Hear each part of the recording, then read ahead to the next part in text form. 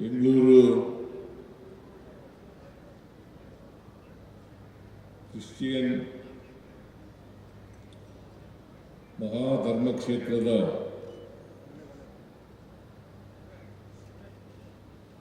ಮಹಾ ಧರ್ಮಾಧ್ಯಕ್ಷರಾದಂಥ ಮಾನ್ಯ ಪೀಟರ್ ಮಚಾಡೋ ಅವರು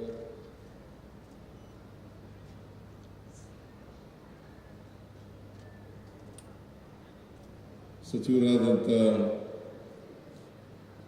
KJ ಜಾರ್ಜ್ ಅವರ ಮುಖ್ಯಮಂತ್ರಿಗಳ ರಾಜಕೀಯ ಕಾರ್ಯದರ್ಶಿಗಳಾದಂಥ ನಜೀರ್ ಅಹಮದ್ ಅವರ ಈ ಕ್ಷೇತ್ರದ ಶಾಸಕರಾದಂಥ ರಿಜ್ವಾನ್ ಅರ್ಷದ್ ಅವರ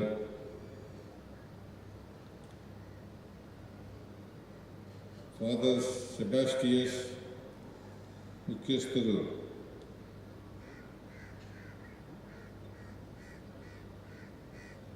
ಫಾದರ್ ಸೆಬಾಸ್ಟಿಯಸ್ ಮುಖ್ಯಸ್ಥರು ಸೇಂಟ್ ಮೇರೀಸ್ ಚರ್ಚ್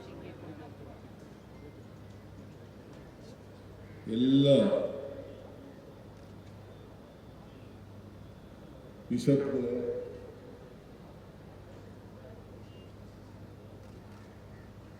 ಇಲ್ಲಿ ಭಾಗವಹಿಸಿರ್ತಕ್ಕಂಥ ಎಲ್ಲ ಆತ್ಮೀಯ ಬಂಧುಗಳೇ, ತಾಯಂದಿರ, ಯುವಕ ಮಿತ್ರರ, ಮಾಧ್ಯಮದ ಗೆಳೆಯರು,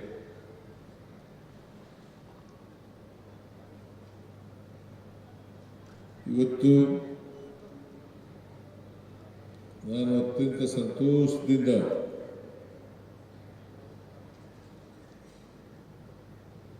ಈ ಕಾರ್ಯಕ್ರಮದಲ್ಲಿ ಭಾಗವಹಿಸಿದ್ದೇನೆ. ಸೆಪ್ಟೆಂಬರ್ 8ನೇ ತಾರೀಕು ಯೇಸು ಕ್ರಿಸ್ತರವರ ತಾಯಿ ಸೇಂಟ್ ಮೇರೀಸ್ ಅವರ ಜನ್ಮದಿನವನ್ನು ಆಚರಣೆ ಮಾಡ್ತಾ ಇದ್ದೀವಿ.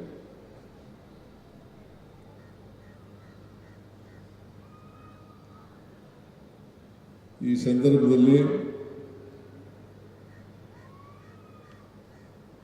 ನಾಡಿನ ಜನತೆಗೆ ಮತ್ತು ನಿಮಗೆ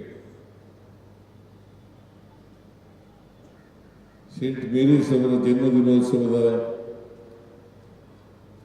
ಶುಭಾಶಯಗಳನ್ನು ಕೋರಲಿಕ್ಕೆ ಬಯಸ್ತಾ ಇದ್ದೇನೆ.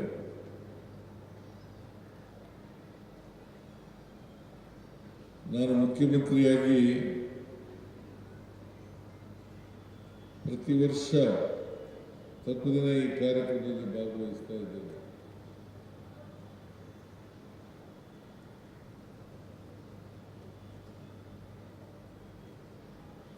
ಈ ಕಾರ್ಯಕ್ರಮದಲ್ಲಿ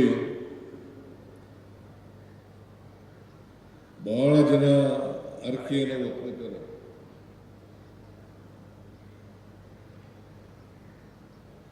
ಇಲ್ಲಿ ಅರಕೆ ಹೊತ್ತು ಅರಕೆ ತೀರಿಸ್ತಕ್ಕಂಥ ಕೆಲಸವನ್ನು ಮಾಡ್ತಾರೆ. ಪ್ರತಿಯೊಬ್ಬರೂ ಕೂಡ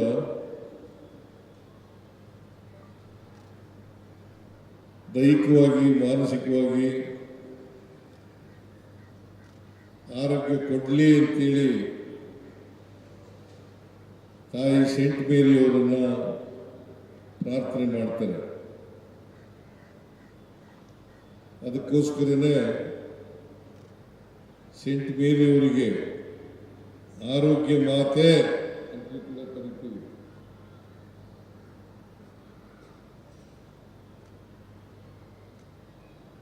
ತಮ್ಮ ಮಾನಸಿಕ ಮತ್ತು ದೈಹಿಕ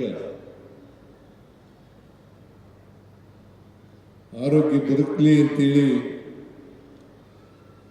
ನಾನು ಕೂಡ ಸೇಂಟ್ ಮೇರಿಯವರಲ್ಲಿ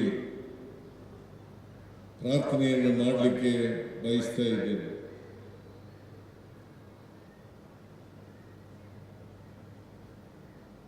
ನಮ್ಮ ದೇಶದಲ್ಲಿ ಅನೇಕ ಧರ್ಮಗಳಿದ್ದಾವೆ, ಅನೇಕ ಜಾತಿಗಳಿದ್ದಾವೆ, ಅನೇಕ ಸಂಸ್ಕೃತಿಗಳಿದ್ದಾವೆ.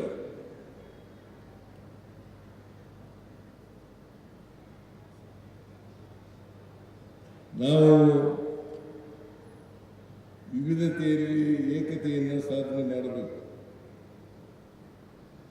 ಇದರಲ್ಲಿ ನಮ್ಮ ಸರ್ಕಾರ ಬಲವಾದಂಥ ನಂಬಿಕೆಯನ್ನು ಇಟ್ಕೊಂಡಿರ್ತಕ್ಕಂಥದ್ದು. ಎಲ್ಲ ಧರ್ಮಗಳು ಕೂಡ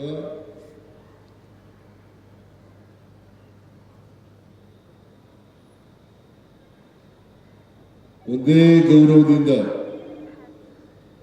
ಸಮಾನ ಗೌರವದಿಂದ ಕಾಣ್ತಕ್ಕಂಥ ವ್ಯವಸ್ಥೆಯಲ್ಲಿ ನಮ್ಮ ಸರ್ಕಾರ ಬದ್ಧತೆಯನ್ನು ಇಟ್ಕೊಂಡಿದೆ. ನಮಗೆ ಎಲ್ಲ ಧರ್ಮಗಳು ಒಂದಿದೆ. ಅನೇಕ ಜನ ಸಮಾಜ ಸುಧಾರಕರು ಜಾತಿ ಹೋಗ್ಬೇಕು, ವರ್ಗ ಹೋಗ್ಬೇಕು, ನಾವೆಲ್ಲರೂ ಕೂಡ ಮನುಷ್ಯತ್ವದಿಂದ ಬಾಳಬೇಕು ಅಂತಕ್ಕಂಥದ್ದೇ ಎಲ್ಲ ಧರ್ಮಗುರುಗಳು ಕೂಡ ಬೋಧನೆ ಮಾಡಿರ್ತಕ್ಕಂಥ ವಿಚಾರ.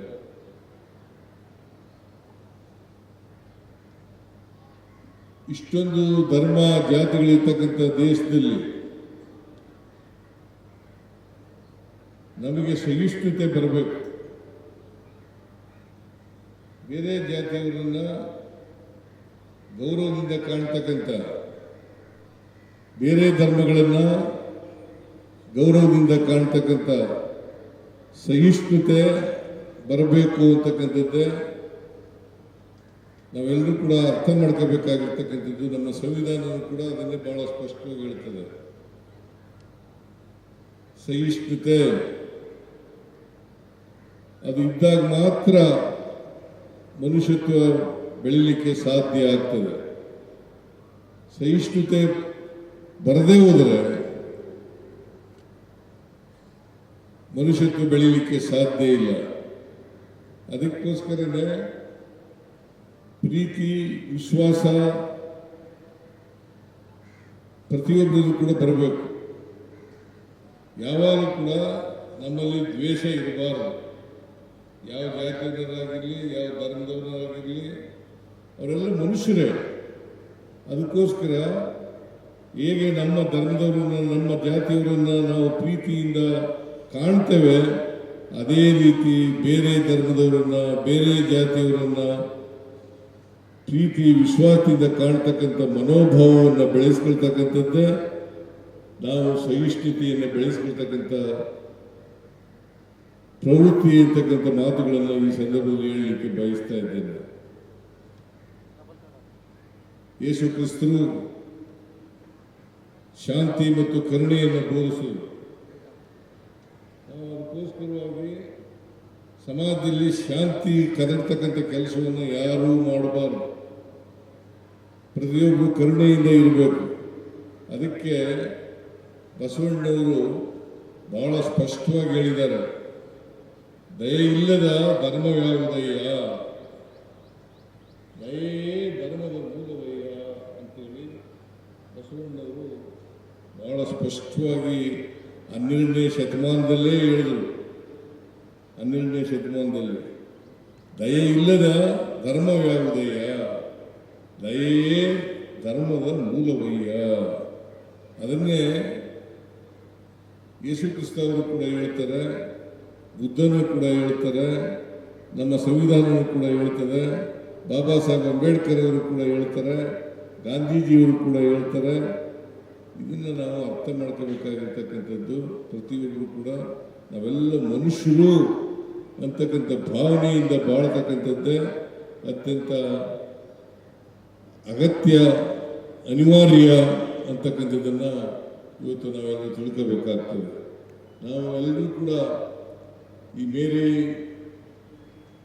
ಸೆಂಟ್ ಮೇರಿಯವರ ಜನ್ಮದಿನೋತ್ಸವದಿಂದ ಶಕ್ತ ಮಾಡೋಣ, ನಾವು ಮನುಷ್ಯರಾಗಿ ಬಾಳೋಣ, ಬೇರೆ ಧರ್ಮದವರನ್ನು ಪ್ರೀತಿಸೋಣ, ಸೌಹಾರ್ದತೆಯಿಂದ ಬದುಕತಕ್ಕಂಥ ವಾತಾವರಣವನ್ನು ನಿರ್ಮಾಣ ಮಾಡೋಣ ಯಾವ ಕಾರಣಕ್ಕೂ ಕೂಡ ಅಶಾಂತಿಯನ್ನು ಉಂಟು ಮಾಡ್ತಕ್ಕಂಥ ಕೆಲಸವನ್ನು ನಮ್ಮ ಜೀವನದಲ್ಲಿ ಮಾಡಲ್ಲ ಅಂತಕ್ಕಂಥ ಮಾತುಗಳನ್ನು ಇವತ್ತು ನಾವು ಪ್ರತಿಜ್ಞೆಯನ್ನು ಸ್ವೀಕಾರ ಮಾಡಬೇಕು ಅಂತಕ್ಕಂಥ ಮಾತುಗಳನ್ನು ಹೇಳಲಿಕ್ಕೆ ಬಯಸ್ತಾ ಇದ್ದೇವೆ.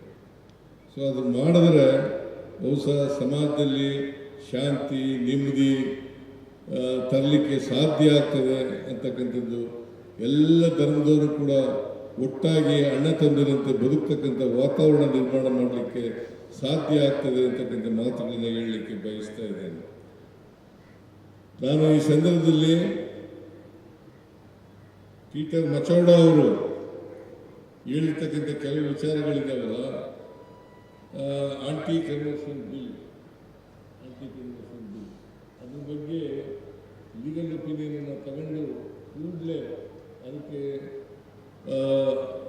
ಅಗತ್ಯ ಕ್ರಮವನ್ನು ತಗೊಳ್ತೇನೆ ಅಂತಕ್ಕಂಥ ಮಾತುಗಳನ್ನು ಈ ಸಂದರ್ಭದಲ್ಲಿ ಹೇಳಲಿಕ್ಕೆ ಬಯಸ್ತಾ ಇದ್ದೇನೆ.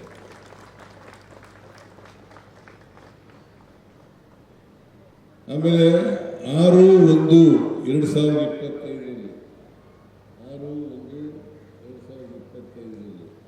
ನಾವು ಕರ್ನಾಟಕ ಕ್ರಿಶ್ಚಿಯನ್ ಅಭಿವೃದ್ಧಿ ಪ್ರಾಧಿಕಾರವನ್ನು ಮಾಡಿದ್ದೇವೆ. 6/1/2025 ಅದರ ಮೂಲಕ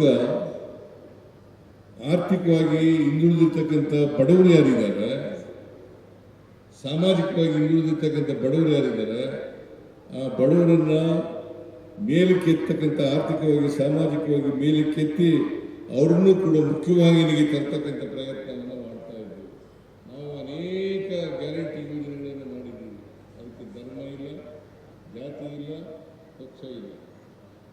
ಎಲ್ಲ ಪಕ್ಷದ ಎಲ್ಲ ಜಾತಿಯ ಜನರು ಕೂಡ ಬಡವರು, ಎಲ್ಲ ಧರ್ಮದ ಬಡವರು, ಎಲ್ಲ ಪಕ್ಷದ ಬಡವರು, ಅವರೆಲ್ಲರೂ ಕೂಡ ಈ ಗ್ಯಾರಂಟಿ ಯೋಜನೆಗಳ ಫಲಾನುಭವಿಗಳಾಗ್ಬೋದು ಅಂತಕ್ಕಂಥ ಮಾತುಗಳನ್ನು ಹೇಳಲಿಕ್ಕೆ ಬಯಸ್ತಾ ಇದ್ದೇನೆ. ಸುಮಾರು ಇಲ್ಲಿವರೆಗೆ ಈ ಗ್ಯಾರಂಟಿ ಯೋಜನೆಗಳನ್ನು ಜಾರಿಗೆ ಕೊಟ್ಟ ಮೇಲೆ ನಾವು ಸುಮಾರು 1,00,000 ಕೋಟಿ ರೂಪಾಯಿಗಳನ್ನು ಖರ್ಚು ಮಾಡಿದ್ದೇವೆ. 1,00,000 ಕೋಟಿ ರೂಪಾಯಿಗಳನ್ನು. ಇದರ ಉದ್ದೇಶ ಅಸಮಾನತೆ ಇದೆ ನಮ್ಮ ಸಮಾಜದಲ್ಲಿ. ಯಾವ ಧರ್ಮದವರೇ ಆಗಿರಲಿ, ಯಾವ ಜಾತಿಯವರೇ ಆಗಿರಲಿ, ಅಸಮಾನತೆ ಇರ್ತಕ್ಕಂಥ ಸಮಾಜದಲ್ಲಿ ನಾವು ಅಸಮಾನತೆಯನ್ನು ಹೋಗಲಾಡಿಸ್ತಕ್ಕಂಥ ಕೆಲಸ ಆಗಬೇಕು ಅಂತಕ್ಕಂಥ ಉದ್ದೇಶದಿಂದ ಇದನ್ನು ಮಾಡಿದ್ದೀವಿ. ಈ ಸಾರಿ ಅಭಿವೃದ್ಧಿ ಪ್ರಾಧಿಕಾರಕ್ಕೆ, ಅಭಿವೃದ್ಧಿ ನಿಗಮ 250 ಕೋಟಿ ರೂಪಾಯಿಗಳನ್ನು ಕೊಟ್ಟಿದ್ದೀವಿ. ಈಗಾಗಲೇ 85 ಕೋಟಿಗಳನ್ನು ಬಿಡುಗಡೆ ಮಾಡಿದ್ದೀವಿ. ಉಳಿಕೆ ಹಣವನ್ನು ಕೂಡ ಈ ವರ್ಷ ಬಿಡುಗಡೆ ಮಾಡುತ್ತೇವೆ ಅಂತಕ್ಕಂಥ ಮಾತುಗಳನ್ನು ಹೇಳಲಿಕ್ಕೆ ಬಯಸ್ತಾ ಇದ್ದೇನೆ. ಆಮೇಲೆ ಸೆಂಟ್ ಮೇರಿಯವರ ಹೆಸರಿನಲ್ಲಿ ಒಂದು ಮೆಟ್ರೋ ರೈಲ್ವೆ ಸ್ಟೇಷನ್ಗೆ ಹೆಸರಿಡಬೇಕು ಅಂತಕ್ಕಂಥ ಮಾತನ್ನು ಪ್ರಸ್ತಾಪ ಮಾಡಿದ್ದಾರೆ. ನಾನು ರಿಜ್ವಾನ್ ಜೊತೆ ಮಾತಾಡಿದ್ದೀನಿ. ಯಾಕೆಂದರೆ ರಿಜ್ವಾನ್ ಈ ಕಾನ್ಸ್ಟಿಟ್ಯೂನ್ಸಿಯವರು ಎಲ್ಲಿಡಬೇಕು ಅಂತಕ್ಕಂಥದ್ದನ್ನು ಹೇಳಿದ್ರೆ ನಾನು ಕೇಂದ್ರ ಸರ್ಕಾರಕ್ಕೆ ಶಿಫಾರಸು ಮಾಡ್ತಕ್ಕಂಥ ಕೆಲಸವನ್ನು ಕೂಡ ಮಾಡ್ತೇನೆ ಅಂತಕ್ಕಂಥ ಮಾತುಗಳನ್ನು